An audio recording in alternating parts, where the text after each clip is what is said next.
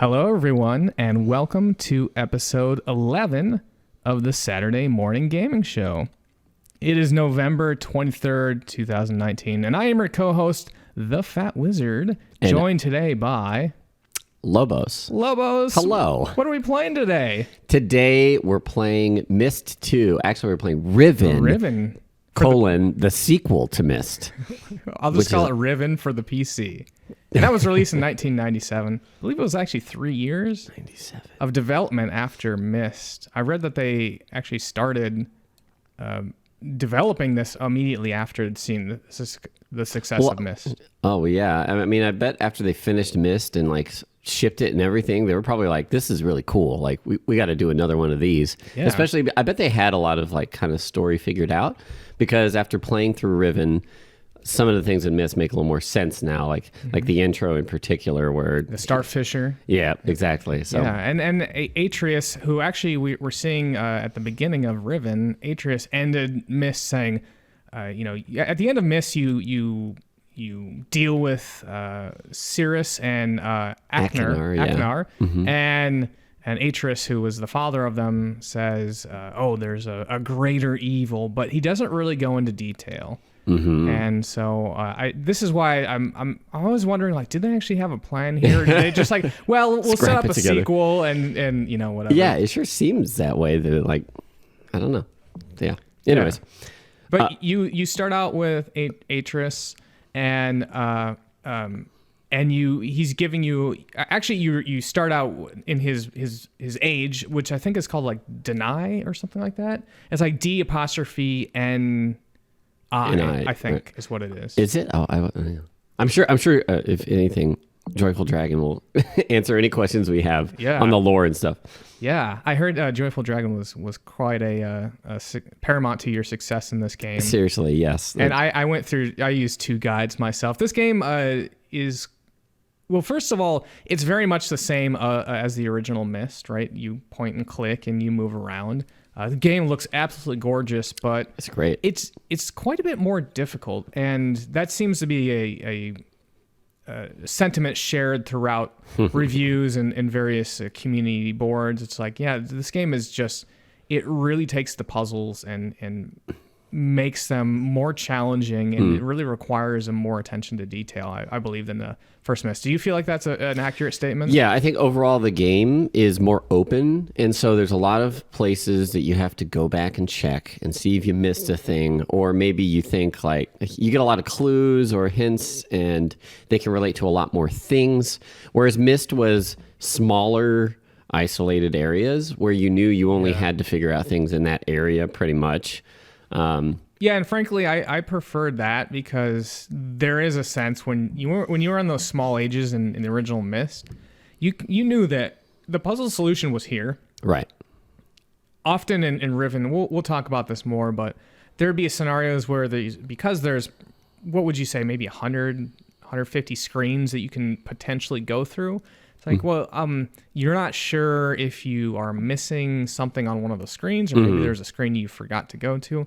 So it does require a little bit more, I think, willingness and experimentation to just kind of backtrack and reassess what you think you've learned. Yeah, but that said, with at least with a little bit of a guide, it was very enjoyable to figure out the puzzles and go piece by piece. And there are a couple of, really one, but a couple of much bigger puzzles that have a lot of parts to it, as opposed to Myst, where it was just okay, I need to do thing, and there may be a couple steps, again, in a much smaller area, and then you do it, and then you move on. Yeah, and that's real rewarding when you get to scenarios where you've been seeing all this imagery, and maybe you've kept it in the back of your head, and then you get to an area, and everything clicks. You're I understand why all these things existed. And that's a real cool feeling. But let's go into where we're actually in the game, because we just started here. Mm-hmm. And after Atreus was talking to us, we get teleported into Riven. And he gives you a little bit of the lay of the land, but honestly, the most of the information that you learn is in the journal that you get. And you get teleported into Riven, and then you're in a jail cell. And the first thing you see is this, you see 2 people fighting, and the first person is, I think they call themselves the Moriarty or something like that. Moiety. Yeah, it's a little hard to pronounce for me at least. And then you see them get murdered, and then for some reason they open up your cell that you're trapped in. I'm not quite right. sure. Right now that I'm seeing this again, I don't actually know who that is. It's doing that because they rescue you from this prison, and then they like lock the lever that opens the cell. Yeah. Yeah. And similar to the first game, the end of the game is very close to where you start, but you don't really know it. There's this, I don't know what this looks like, almost like a weather balloon, but it's got a telescope you can look into. So you look around and I never saw the body. Oh yeah. So you're on this island, and the person that you saw murdered, and then they were dragged off screen. You can actually peek down, and down the cliffs you see the dead body. What's really interesting about that is at some point that body disappears. Oh, so maybe his people came and got him or something. Mm-hmm. I'm not quite sure. But the graphics, absolutely phenomenal. You look out and there's this really cool blue ocean with bluffs and peaks, and it's very picturesque. Yep, it's the same style as Myst, where they kind of had 3D rendered stuff, and they would take screenshots and then animate it that way. And also, they have a much smoother transition, where in Myst you used to like rotate, and it would be instant, like click, click, click. But now they have like smooth transitions where you zoom, basically. And that makes it really, actually quite a bit easier to get your bearings. I think we commented in the original Myst that sometimes when you rotated left to your right, you're like, well, did I rotate 180 degrees or 90 degrees? But this one, because there's that a little bit better transition, you have an understanding. And I don't think I ever ran into issues where I wasn't sure like how much it actually rotated. I did, but it was definitely, I don't know, it was just a nicer touch. Yeah. One of the first things that we end up doing is we go into this, it's like a stone pillar room, and there's some scarabs that you can open up. There's like a little pull chain on the scarab, and you open up and you can look through them, and they look like they could be used for some sort of puzzle, but I think what this really is just describing the world. And I believe one of the images we actually saw was Gen that was in there, and he seemed to be ruling over the people. And we do find out that Gen is sort of a slaver to the... I don't know how I'm going to say this. The Moriarty. We got to figure out Moiety. We got to figure out what to call him so I can pronounce it during the podcast. The Moes tribesmen. Oh, you know what? In my journal, because I kept a journal of all this, I call them the others. Oh, from Lost. I'm not sure if you've seen that. I was just like, these are the others. So we're from now on, if you hear me talk about the others, that's who we're talking about. Gotcha. Now, one of the rooms you go into after... Well, actually, let's talk a little bit about the stone cylinder room. Because there's these buttons you click on, and the buttons will rotate the stone cylinder and open up certain passages and seal off other ones. And so that one, you kind of have to rotate it around a couple times to line up your entry point with the exit point you actually want to go to. But you go past there, and there is it looks like a mind control device or something. There's a room you go into, and there's two hollow images, one on the left and one on the right. They're like little surveillance cameras. Yeah. Little portholes, and you can see into two other rooms that way. And then you can sit in this chair, and this thing kind of, these like little metal things come down around you, and it looks like a speaker comes down in front of you. Yeah, and it makes a noise, right? Yeah, and the thing that comes around you is kind of like one of those brain massagers. Yeah. It's like a little spider thing you put on your head, except it covers the entire chair, and it like encapsulates you in this little somewhat of like a little prison. But not really. But I You're never not trapped. figured out what that room was used for, other than one of the surveillance has a button nearby, and that opens up a door for you.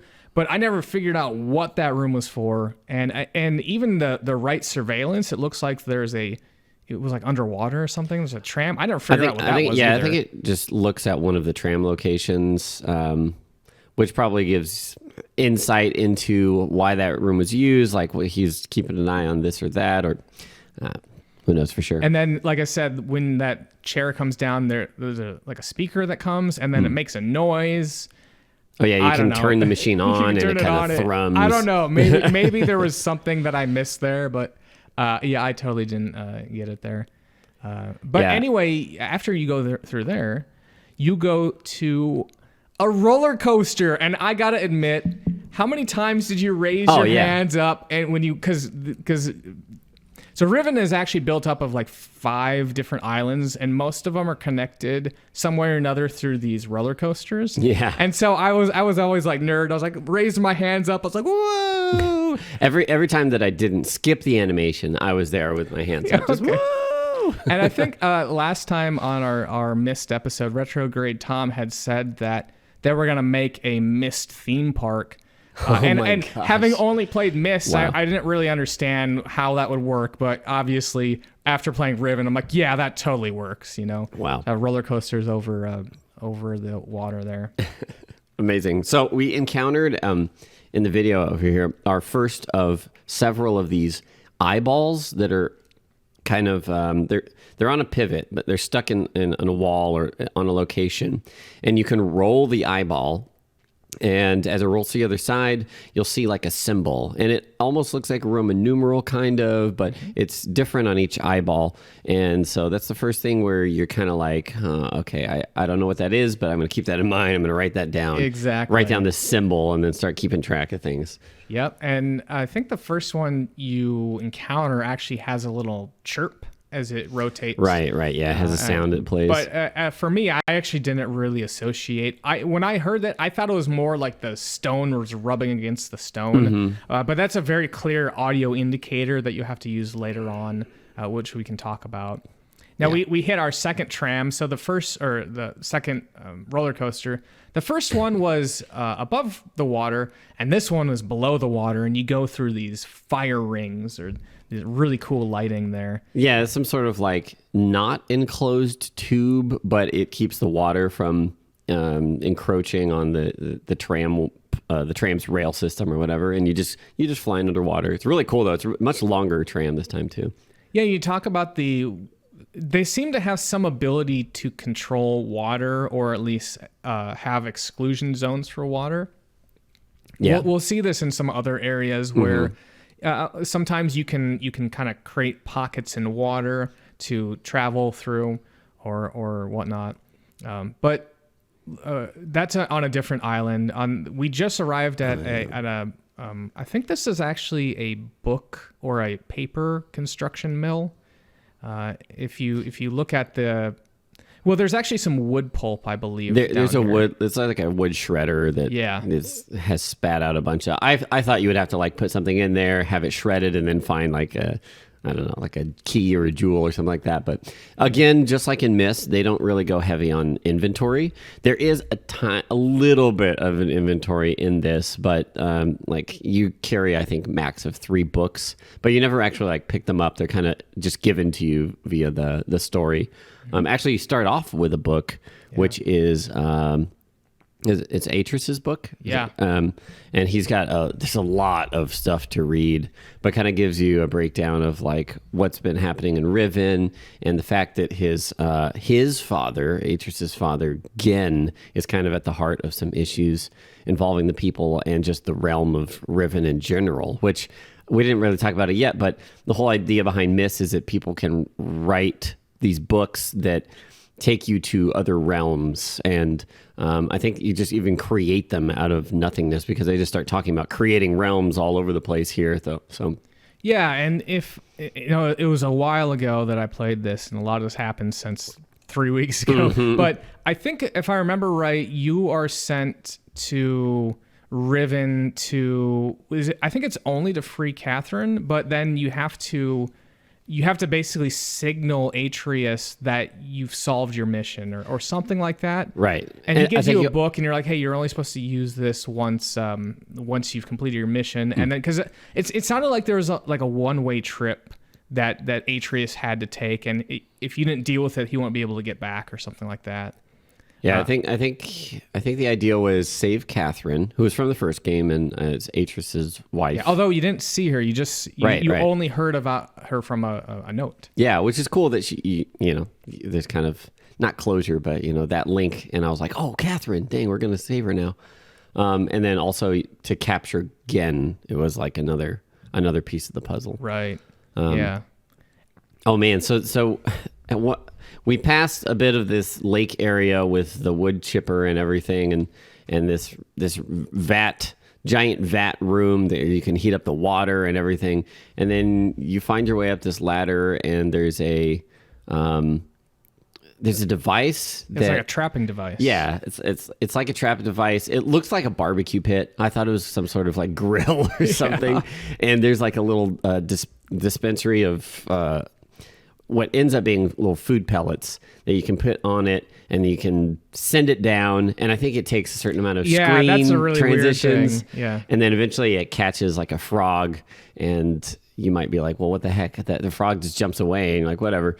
But there is a kind of a big puzzle involving animals, and so that's one hint towards that. Yeah, it's because it makes a specific noise when it jumps off, right? That too, yeah. Yeah, right. And so I think the idea is that, if I remember right, now, again, some of this stuff was a little fuzzy for me because I kind of used a guide for some of it. Sure. But I believe the way that that frog works into it is the first eyeball that we saw makes a chirping noise. Yes. But you don't see any animal or anything like that. And so you're like, all right, well, what animal is this associated with? Because ultimately you need to determine that. Right. And then you see the frog and it makes the same noise, and then you can make the association that eye correlates to the frog. Is that right? That is, except that Joyful Dragon had told me there are two ways to figure out each animal. Oh. And one of the ways to figure out the frog is if you, from that eyeball that makes the frog sound, you step back into the cave hallway, and the outline of the cave entrance is a frog shape. Okay. Yeah. And right on. They were trying to lead me to it, and I was like looking so hard at each screen, and then at some point I was just like, there it is. I see it. Nice. That's really cool. Yeah, it was very cool. I might want to go back and look at some of the other ways that you're supposed to figure this out. All right, so we've moved on to what I call the Others Island. And you see a lot of... They almost look like mud huts that are built on stilts above the water. Mm-hmm. And unfortunately, you can't really go into any of them. Although, actually, there is one hut you can go into, and it's a school. And that's actually... oh, yeah. That's required to get some more information. We're not there yet, but you can knock on the doors and nothing really happens. But ultimately, you can knock on that door like 6 times or something like that, and then a woman peeks her face out. Really? And she looks huge, but no, I think it's just a weird perspective. But yeah, that's all. She opens one of the little panels and looks out, and then closes it. And okay. But yeah, very cool. Well, I did notice in some scenarios you could look at a thing multiple times, and it seemed like random events would happen. So maybe that's related there. Yeah. But you go up to the top of their village, and I like to call this a bathysphere, and that's the Bioshock, I think, called it a bathysphere. But it's basically a big iron circle that is waterproof. And so you throw it down into the ocean, and then you can jump in there and traverse the little tiny islands around the Others. Mm-hmm. It's like a submersible that's like on a track, and you can turn it 180 degrees and you can go forward. And it's not that like puzzly of a track down there, but there are several locations that are definitely important to visit down there. Yeah. But I take a little bit of a divergent. And by the way, if you're watching this with us on the stream, you'll notice that the video is kind of random, and that's because how I played it, and a lot of times especially on like Riven, you'll like explore an area and be like, well, I'm stuck, I'll move on to the next area. And so a lot of this is like, we're going to touch on something and then move on to something else. Yeah. Eventually we'll get to all the things there. And we found another eye here. Oh, yep, and this is above the Others Island, and it's a little stone, it's like a stone pit or something that has water. Yeah, almost looks like kind of like a fountain or something, because you can pull a lever and it drains this water here. I'm not actually sure of the function of this. Well, of making the water? Yeah. So I'm pretty sure that the reason the water comes out is because it forms the shape of the... And I think that's supposed to be a beetle maybe, but I called it a jelly. To me, it looked like a jellyfish. Yeah. But yeah, because it's got makes sense. Yeah, and because you can see the outlines of the water. The water has eroded into the sand and so has created this little jellyfish thing, but it's really hard to make that out. But if you fill it up back with water, then it kind of outlines that a little bit easier there. That makes sense, because the other way that you can figure out that like a beetle is one of the animals is there is a specific little cutscene where you walk up and there's like a scarab on the wall and it flaps its wings and runs away. And where you eventually need the puzzle, there's like 3 kind of beetle-looking animals, and so I kind of had to guess. I was like, "This is the closest one." Mm-hmm. But if you look at that outline, that will help you, narrow down exactly which one you're looking for. So yeah. Now we're back to the bathysphere here in the Others Island, and I think there's 4 different locations you can really go into. And one of the locations, it's like this, it looks like a huge, teepee or a Burning Man structure, honestly. But you can't get there. So you can bring your submarine to it, but when you emerge out of the water, you're not close enough to it. Yeah, you can see a ladder, but it's like, it's out of reach. And it's not really clear why you can't, If you look around, it's clear. Actually, later on, you get to a spot where you like an elevated spot. You can look down. You're like, oh, okay. Mm-hmm. You need to create a hole in the water there, but it's not clear. It's like, is there something blocking me from going in there or what? So you came across this room that has several switches. The one thing that I noticed that the switches do is extend bridges. So it doesn't. It extends a bridge. It does extend a bridge here, at least for this one. Okay, yeah, it might you're be right the same for all of them, but because I thought that you know what? Yeah, you're right. Because when I was thinking about it initially, I was thinking it was creating water pockets, but no, you're right. I thought so too, because that's what I was looking for. It actually does extend the bridge. So you're absolutely right. And initially, I think 3 bridges are extended, and you have to go in there, and you just have to flip them all up because there's 5 levers and some of them are already flipped up, some of them are already flipped down. I was like, oh man, this is going to be a nightmare. But it's like, oh no, just flip them all up there. Yeah. But then you go back to that TP structure and this chain comes down and I was like, well, grab the chain. And you can't. That is the idea, but later on, there's something you have to do to actually allow that to reach for you to grab it. Yeah. Yeah, I didn't see the pull chain on that until after I had solved like the other part. So yeah, it's kind of interesting. It's actually kind of hidden. It kind of blends in with the background a little bit. Mm-hmm, yeah. But one of the other islands you go to on the Others Island is a schoolhouse. Yeah. Which I am a sucker for any game that requires you to understand a new language, like a language or a code, or a counting system. Yeah. And this schoolhouse teaches you how to count with the Others language there. Yeah, this was the first part in the game where I really buckled down. I was like, okay, we got to do this thing, and it's a little bit of a kind of an annoying way to have to figure it out because you're playing. It seems like a little like child's game where there's upside down men that you it randomly rolls a symbol and then they tick down a certain number of times and eventually they get like eaten by like a piranha dude at the bottom. But anyways, the symbol will correlate to how many times they're actually clicking down and except for if they're going to get eaten, right? And so there are if you don't realize that, so it can go down maybe like 20 times, right? We'll just say sure. It can click down 20 times, and it doesn't reset by itself each time. And so if you're on like click 19 and you roll well, it basically randomly generates the next number. So let's say it's at 19 and you roll a 5. It's going to go to 20 and get eaten. And if you looked at that number and you're like, oh, well, that's the number 1. That's 1, yeah. That is incorrect. So I usually let it click down like 2 or 3 iterations and then backed out and then made sure that I went back in. So you always had the number. I did the exact same. And that's the only reason why it was a little annoying, as I said, because you had to make sure that whatever you were counting wasn't interrupted by that grab. Yeah. Anyways. Yeah, but a very cool way to learn the numbering system. And again, they do what I really enjoy is they only give you 10 numbers, and then you have to, through other contexts or theorizing, you have to figure out how numbers progress past 10.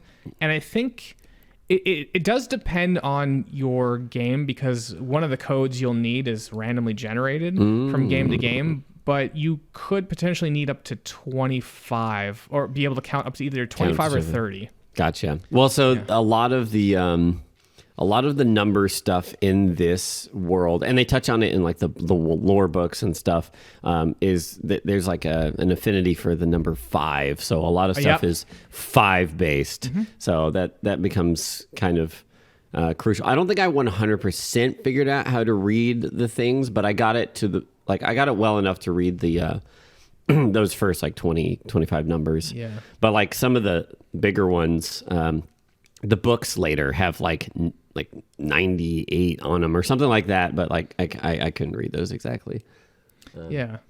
And so we just got to a part. This was the first part that I got stuck in the game, so I wanted to chat a little bit about, because I had explored everything that I could, and I had no idea where I was supposed to go. And so I kind of started looking up hints here. And this is, once you break the seal on looking up hints, it becomes easier and easier. Right.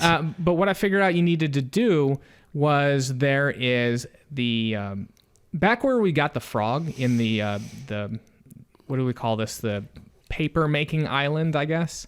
Back where we had seen that frog come up.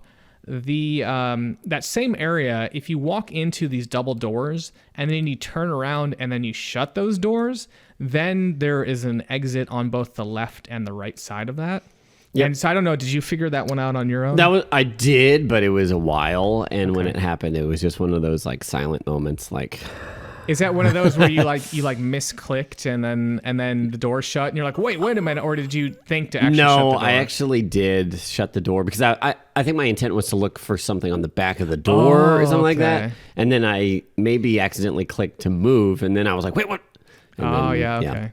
And so one of the passages gets you to, I think this is basically Gen's office, but you can't do that quite yet, because there's you get there and the door's locked, the front door's locked, right? And the way you get into it is you have to shut down this fan that's in the room directly above the frog trap, yeah. And then you break in and you just crawl through the vents, Sam Fisher style, and drop into the room. And there's a lot to explore here. In particular, this journal of his has, again, a lot of the books have a ton of pages in here, especially compared to Mist. Mist had a lot, but even these will have 20, 25, 30 pages in some of these journals. And I imagine streaming this, you kind of like, you start out maybe even like verbalizing the first like 3 pages, and then you're like, wait, how long is this? And you just click. You're like 25. Yep. I actually... My default was just to like look for symbols first, and then write down and screenshot all these things. And some of them are actually really hard to read. Later on, you'll get a note from Catherine, which is really, really hard to read cursive. Yeah. Honestly, I didn't read that until I finished the game. I went and I looked at the symbols, like you said. I'm like, this is the important information. And then I just like looked it up online. I'm like, all right, someone transcribe this for me. Now, here's the part I wanted to chat about a little bit, because you find inside of Gen's office, you find a fire pit with a book that was burned. Do you know about this book at all? I think I did at one point, and now because of all of the scrambling to finish puzzles and stuff, it kind of went out the window. But yeah, please, what is this book about? So the funny thing is, I also did read this yesterday. I'm trying to remember, and this is the great thing about the show because we're not experts, and so this is really just our interpretation of the story, which may be completely wrong from the real interpretation, but it doesn't matter because this is. So what I think it was is Gen had. Catherine was working against Gen, and Gen eventually captures her, and puts her in a dimension, and then burns that book, or maybe it has to do with Atris. I thought that Catherine actually burned the book as a way to because I think what happened. So Gen is in Riven. He's trying to make all these books, and that's why he's got that paper making factory, but he can't do it because there's something he's like missing something. And I think he finally makes a book, and then the others take the book and burn it or something like that. So here, Joyful Dragon has the insight there. Okay. Well, you fill the space while I read this. Where are we right now? Yeah. So let's see. We take another tram, and we get to another island where there's all this. It's kind of like a sulfur lake, which has all these protruding rock structures, and it's pretty cool. Like sulfur lakes are cool in general, just the colors and everything. And you make your way up, and there's like this elevator that takes you up a tower. And this ends up being crucial to the biggest puzzle in the game, which I think is notoriously probably the hardest puzzle in what I've heard any of the Myst games. So. You go up here, you can look down on where the sulfur lake was. There's formations of rock that kind of look like a map. You can use... there's these little Tetris buttons right in front of you, and it forms a full square, and you can click different parts of the Tetris button, and it correlates with the map pieces. And I know it sounds really convoluted, and it kind of is, but you look down at it and say you click the top left, which is a square icon, then the correlating square land mass that you're looking down at like bubbles up and creates this kind of water bubble shield, and you can select another one, and then that one will bubble up. And so you can select individual pieces of the land, and then if you go behind yourself, there's a machine, a big dome you step into, and then there's a machine that has a grid, and you can click whichever landmass was bubbled up. You can click individual little sections of it, and this topographical machine will just create this landmass out of this grid kind of structure.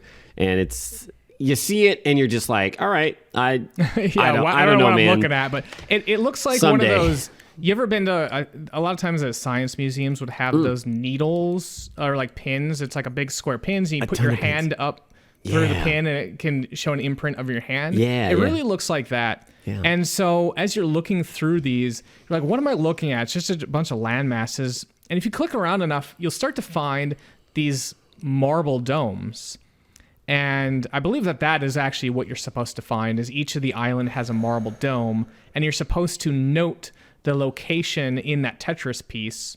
Yeah. Because, for instance, if you had an L-shaped Tetris piece, you would have like 4 or 5 little sections to look at, and then maybe like section number 3 would actually have that marble piece. So you have to note down like, oh, okay, the marble piece was in the section 3, and then so you go through all the islands and you figure out which one has that marble. Yeah, and not only do you have to figure out which section in the little Tetris piece, but then from there you have to look at the grid and go, okay, which in this 5x5 grid, which location is the spherical orb structure. And then I had this like one giant grid, and then I had subgrids on that written down to notate all the locations for these. Very thorough. It was. Well, that's not the first location or the only location that you see those Tetris pieces there.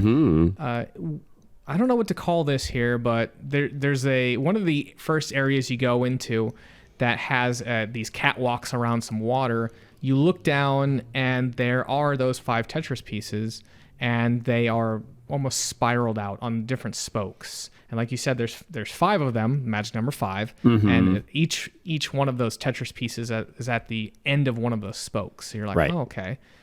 Initially, I thought what this was supposed to be was telling you, I was like, okay, at some point I'm going to have to rotate the catwalks. And so this one would tell me like which catwalk is related to what, but I don't think that's the case. I think it ends up just being a map, and there's maybe a path to each island from there, but you can't actually access necessarily all of them in the game, I think. But that was, so you look down, there's like a little plate that's kind of like a map for this room, which is the inside of a giant gold dome. And yeah, it just seems like it maps to bridges out of that area. Well, I wanted to get to the next section that I got stuck on, and it was kind of funny because I feel like I should have known this.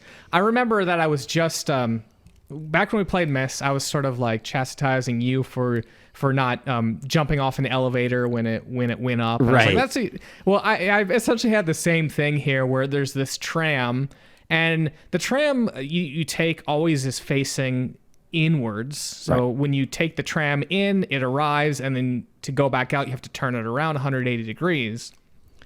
In this one situation, though, if you turn it around 180 degrees, it allows you to exit the tram to the other side of this little section there. Yeah, and there's a door there. I was like, oh, are you kidding me? Yeah, because the tram only has an exit on the left side, so you can only enter it from that side, and then you usually rotate it. But every single new tram, I tried this because I was like, "There's going to be a thing," and eventually there was, so it worked out. Oh, interesting. Yeah, okay. Because I looked at other trams, and that was the only tram that allowed you to exit from that area there. Gotcha. Yeah.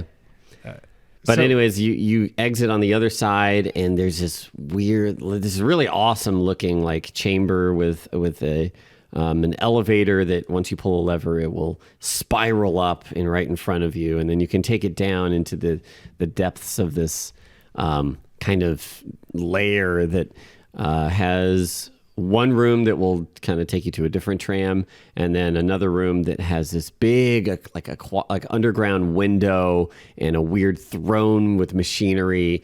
And it's a really cool thing to discover the first time. Yeah, and it's very the colors are very fiery, so that looks really cool. Yeah.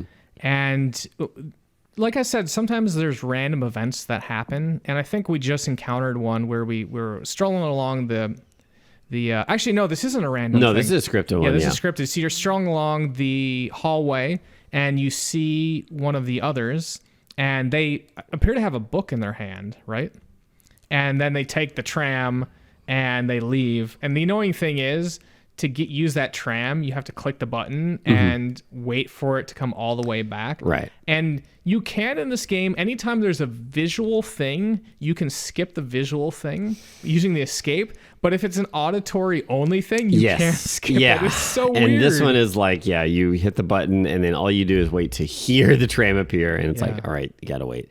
And I wonder if they do that to teach you that those buttons call back the trams, because I don't think that you have to do it necessarily. You do, yeah. Because if you remember when you're trying to leave Gen's office, his office, yes, that tram is on the other side, the mapping island. Yep. And so you do have to call from there. Okay. Yep. I wasn't sure if you could get here without having done that though. But yeah. And so the next place you go to before you use that tram, you go to where that individual just came from, and you get into this. It's like a looking glass or a looking point. It's under the sea, and it's covered in glass. And you sit down in this chair, and there's these two knobs that you can rotate. It's like a dentist chair. And when they pull the big thing in front of your face, and they're like asking you all the numbers and twisting all these knobs and stuff, there's like two of those. The dentist does that for you? For me, it's the eye doctor. That's kind of weird. You might want to... Okay. Yeah, well... Yeah, he's the same. It's the same job. So when I go to the dentist, I just get my eyes checked too. All right, he does both. That's a good. Should roll and get a doctor in there also. Yeah. Anyway, you rotate those things, and there's 5 or I think there's 6, maybe 5. I believe 6. 5's met. Yeah, there's 6. 6. And you rotate these, and they all have these symbols that Gen's book initially had, and these symbols will actually appear on the marbles. And what this is teaching you here is as you rotate them and click a button, it turns on a light. and they're just the colors of it cycles through like the colors of the rainbow. So like red, blue, green, except for indigo. There's no indigo. Purple. Well, it's not in there, but you have to assume it. Yeah. Oh, I see what you're saying. Because there's not 7, there's purple. Right. Okay. Yeah, it's violet. Violet, yeah. Purple. Yeah, violet. and so you rotate through all of them. They've got the symbol, they got the color, and so you have to remember that this particular symbol matches with this color. And then one of them, again, the light doesn't actually appear, and so you're like, well, I'm gonna guess that this is whatever. Right. And the other thing you can do, so that's on the right side of that chair. On the left side of the chair, the left side doesn't really do much for you. It's this telescope thing that allows you to view things, but one of the things you can view is Catherine in her prison. And I don't think she does much. She just kind of like walks around. Now, so I got stuck trying to figure out one of the animals, and one of the animal clues is on that. And the thing of it is, you can rotate the other one, right? You click the little rings on the outside. You can rotate the ones on that as well, except that the click hitbox is only the like base of the ring thing initially. Right. Yep. And then after you click one, then you can click the circles, no problem. Because that allows you, are you talking about it allows you to view the other's island? Is that correct? If you go to not her, there's 2 viewing portals, right. Her and then underwater. Yeah. And if you do the underwater one, you can rotate it, and then there's fish, an right? animal shape. Yeah. I think it's a fish. Yeah, it's a fish. For me, I actually just miss.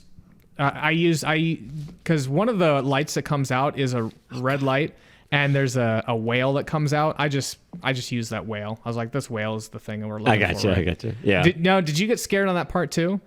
Yes. All right. So as you're coming, all right. So to set up the scene a little bit, once you finish all this, you find out there was a serpent's head that you'd seen since the beginning of the game, but you can never really do anything about it. So you're like, why is there this big serpent head here? Eventually, you can open up. Funny. I'm going to my save games here. You can open up the serpent head and walk through these areas you've explored before, and so you're just kind of like clicking around. You're like blah blah blah, and then all of a sudden there's like ghostly little child comes out. I'm like, whoa, what is? I don't think it was meant to be scary. I don't think it was supposed to be either. The character, the child is like devoid of color. It's like grayscale, and you're like, is that a ghost? But they're just like and then they trip and fall and run away. You never do anything to chase them. You're just like, okay, all right. Now here's the one thing I never actually figured out. There's these, I call them the marble puzzles, but there's these spinning domes, and all of them have a viewing glass you can look at, and it allows you to see the animation, which allows you to correlate the image with the shape with the marble. But you can then also click.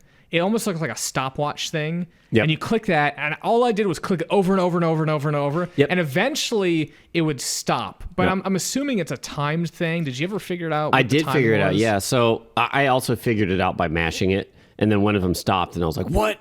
And so what it is it's basically these eye symbols, and they are they're inscribed all around this orb, and the orb is spinning, so it does this kind of animation as it goes from opening to close, and if you click the button right when everyone has a golden eye symbol, and if you hit the button right when the gold one pops up, they loop the animation so that it loops right on the gold one, so it sits there for like an extra quarter of a second. That's what I thought, but I don't. Maybe I wasn't precise enough to click it on there. I tried to do it, and I eventually did it, and it didn't feel like I clicked it when it stopped, but that's the idea as far as I know.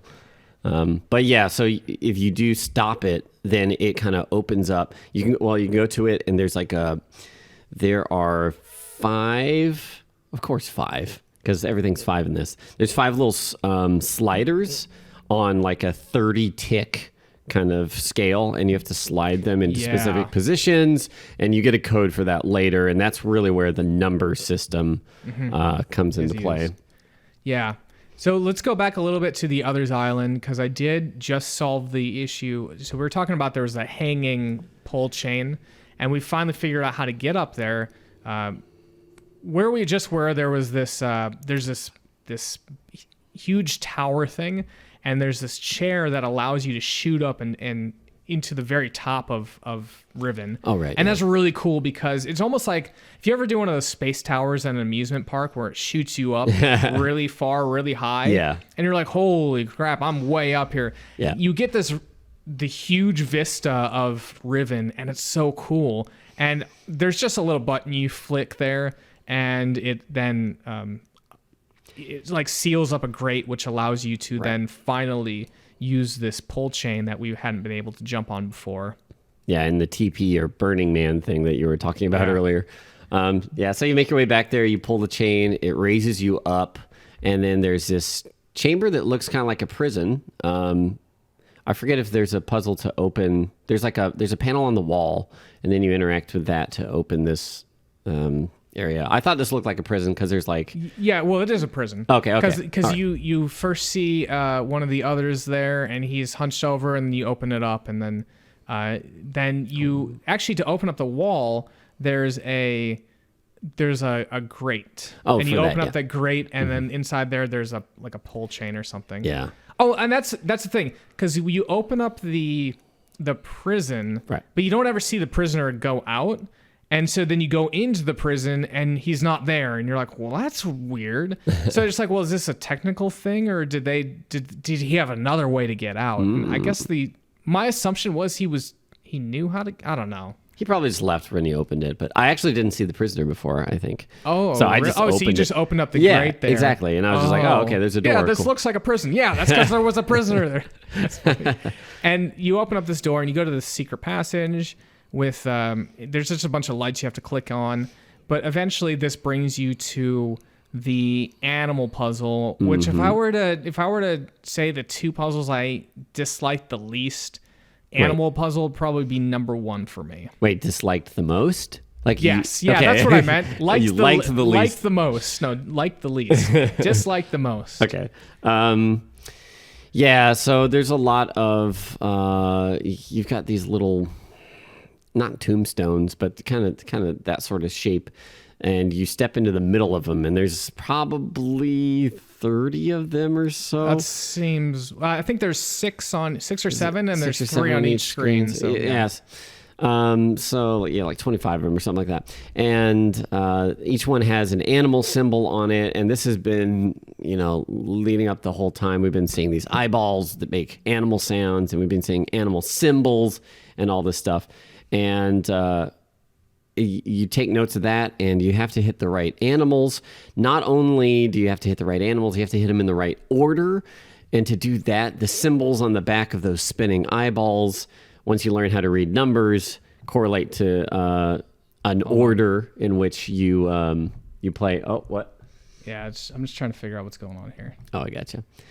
Yeah. So the symbol on the eyeball correlates to which order you push the stones in. You can interact with them, and it just lowers a stone.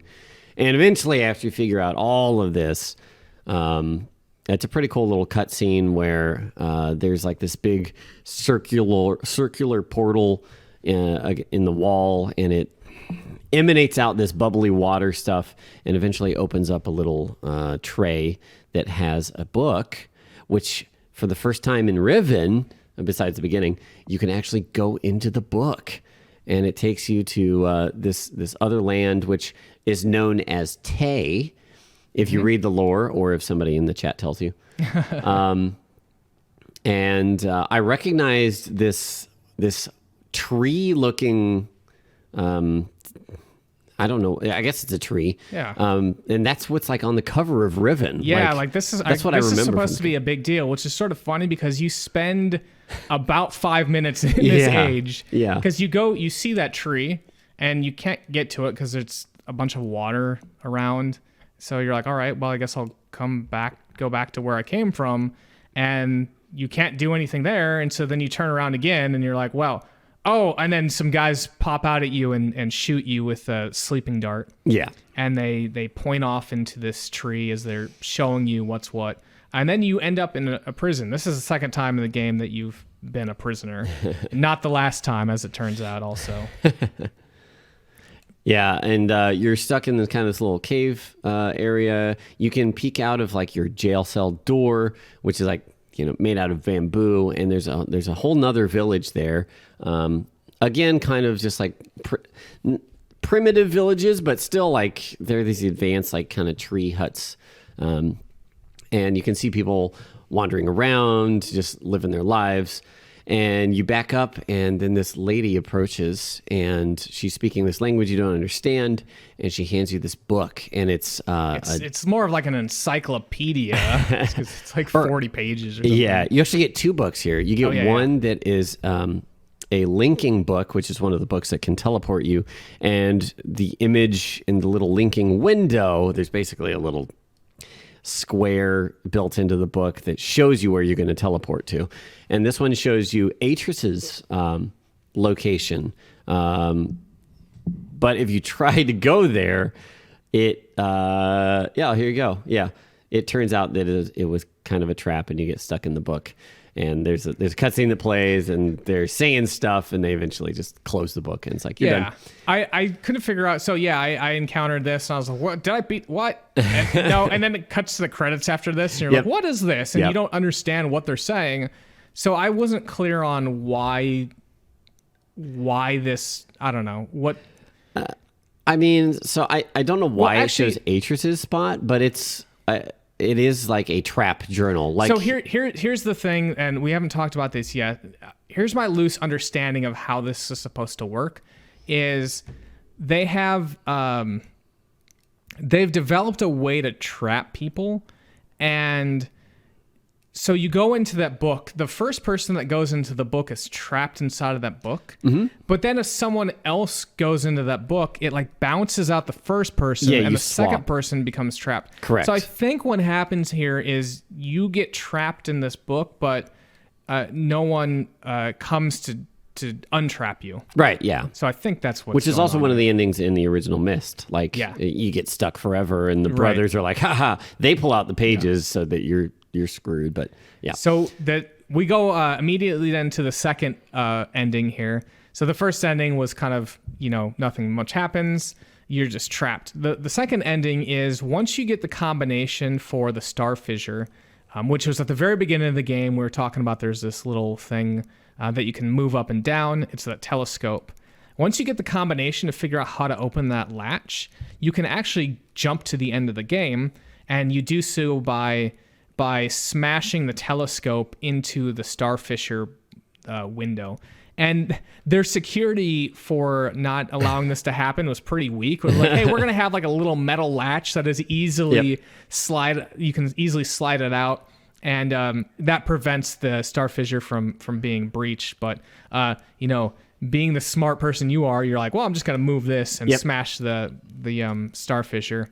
Yeah, so all of this stuff is in one of the other books that the lady hands you is the Journal of Catherine, and she details a lot of stuff. This is a huge journal, and in it there's the combination to interact with this telescope that looks like a rocket. I always thought it was a rocket, but it does look like a rocket.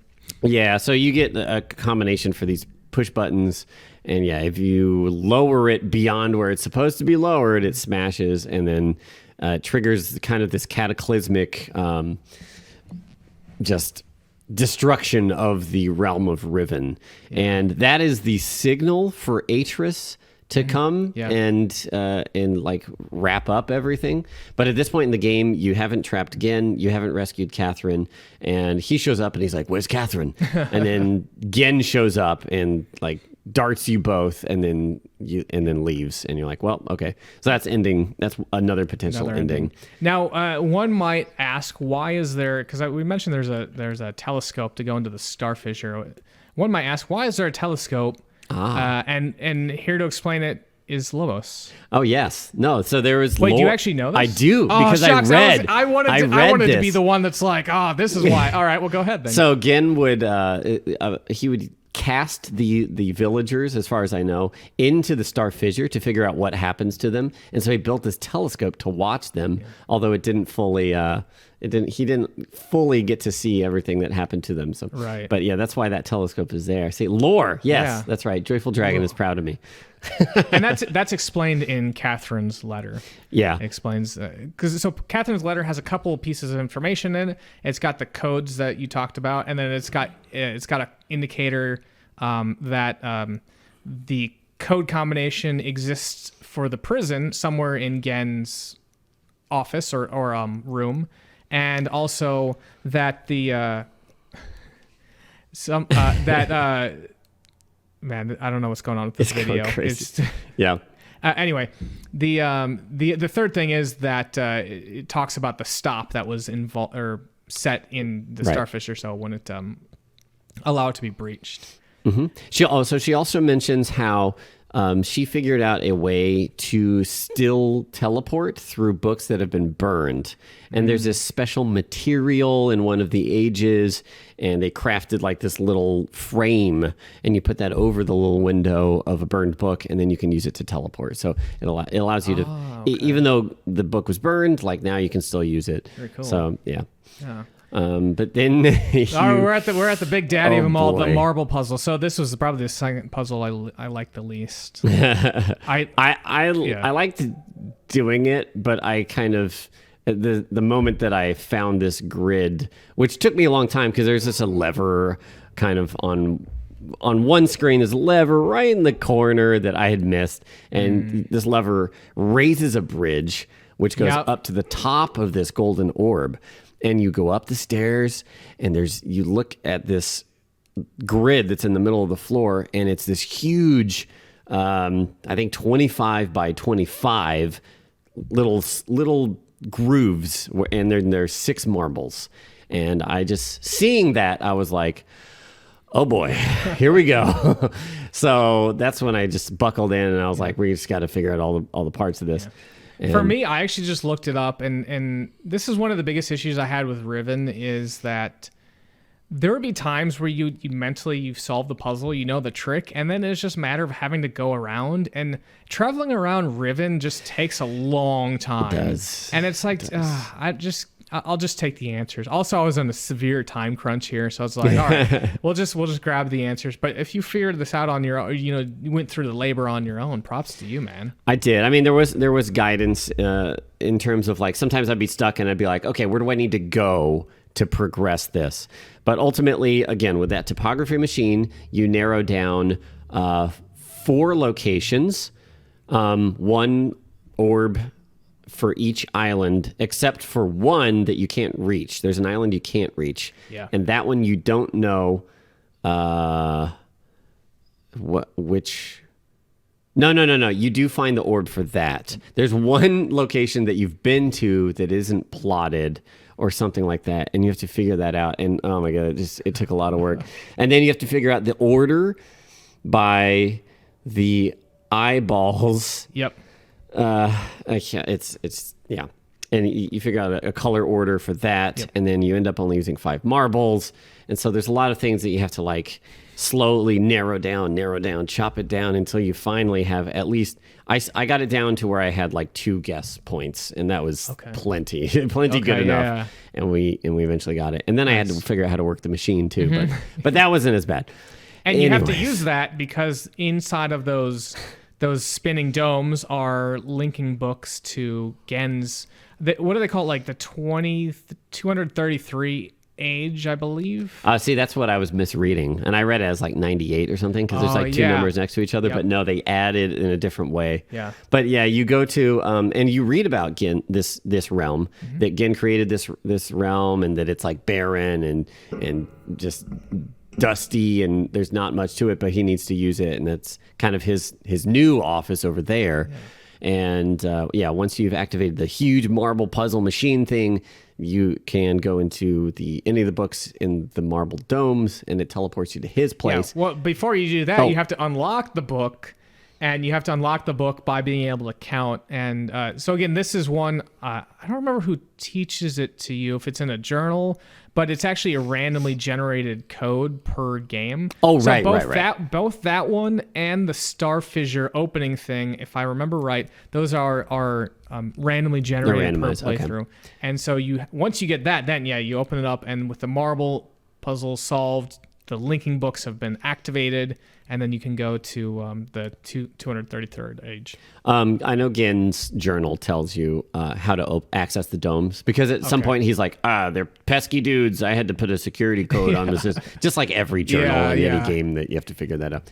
And there's a couple things interesting here. There's there's like a little circular device, and it opens up, and it has some chirping noises there, and it has the linking books, and those linking books will actually link to all the islands, including the one island you were unable to go to before. That's right. Prison Island, which is where Catherine is. That's right. And so I came here before I messed with the stuff downstairs. So you can go up here, and you go up this elevator, and Catherine's there, and she's like,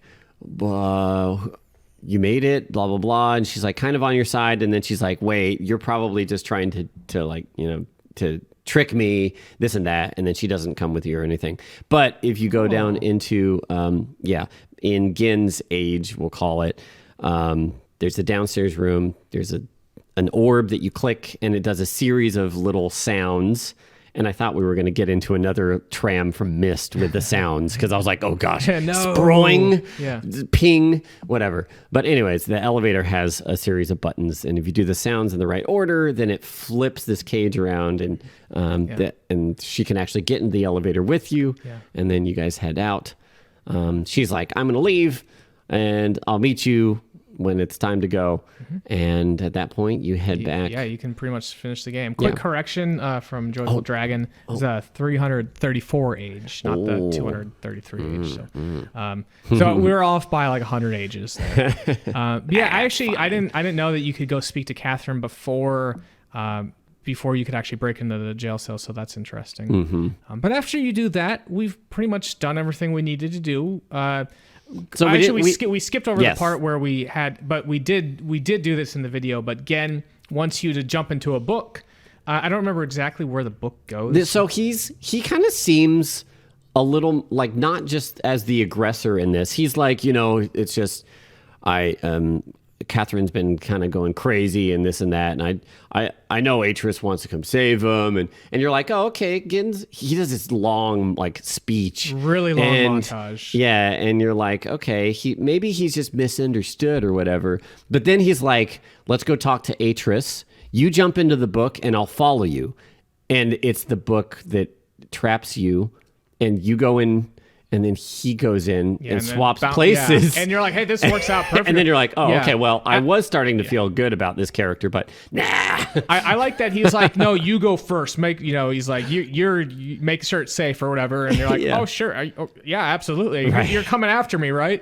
All right. And so he kind of traps himself there. Yeah. Is it really kind of a happenstance that you succeeded in your mission? And the fact that he holds the book to you from outside the prison, so that once he uses it, you teleport outside the prison gates, and that's how you get out. Yeah, so that's really cool. Well, all right.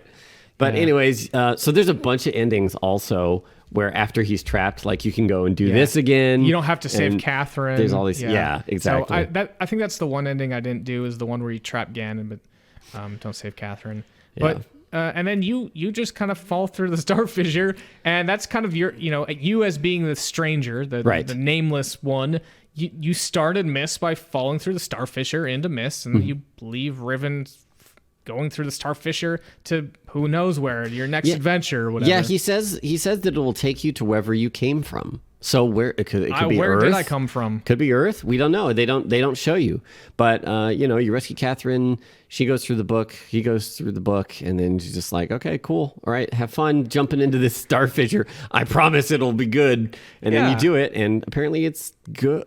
I probably would have gone with Atris and Catherine. I would have been like, actually, I'm going to come with you guys, and jumping into space doesn't seem like... Yeah. Like, I don't know where this is going. Maybe I left because I hated where I came from, and now... But you never know. You don't know the backstory of the stranger, at least for the first two games. Yeah. Maybe there's more in Myst 3 through 5, 6, including the MMO, apparently.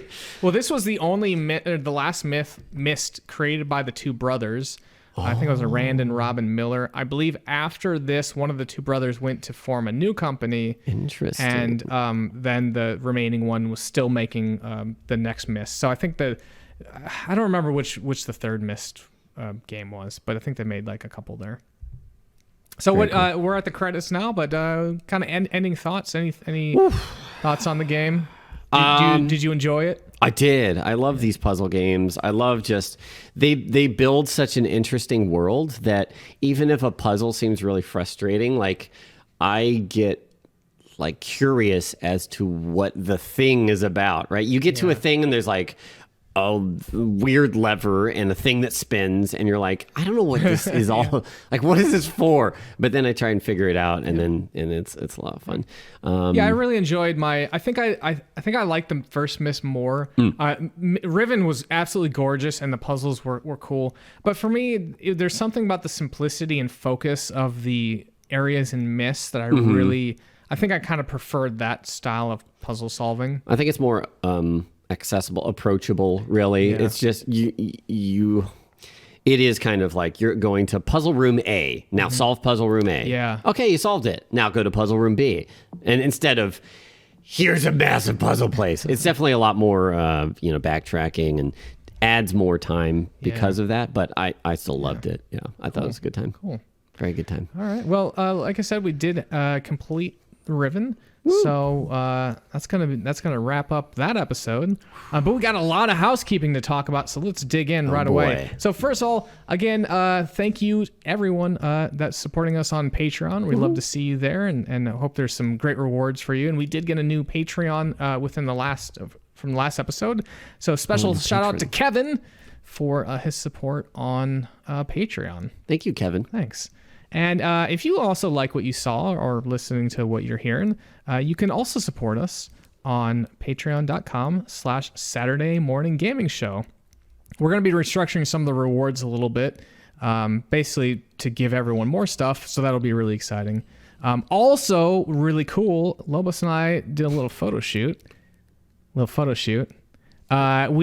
have a little Christmas card, and so anyone that was a Patreon either in the month of November or in December, we're going to sign a Christmas card and send it your way. And that's at any tier, so $1 or above. And of course, you'll have to send us an address to send it to. But we really hope that this is something you'll display proudly on your refrigerator. And then when people come over to your house for parties and they ask who those nerds are, you tell them about the Saturday Morning Gaming Show. Yeah, you just tell them twitch.tv/Saturday Morning Gaming Show, twitter.com/Saturday Gaming. Yeah. Just tell them all those things. No. So again, more information will always be available on Twitter there at Saturday M Gaming. Is that right? Saturday M Gaming. Yeah, that's it. Yeah.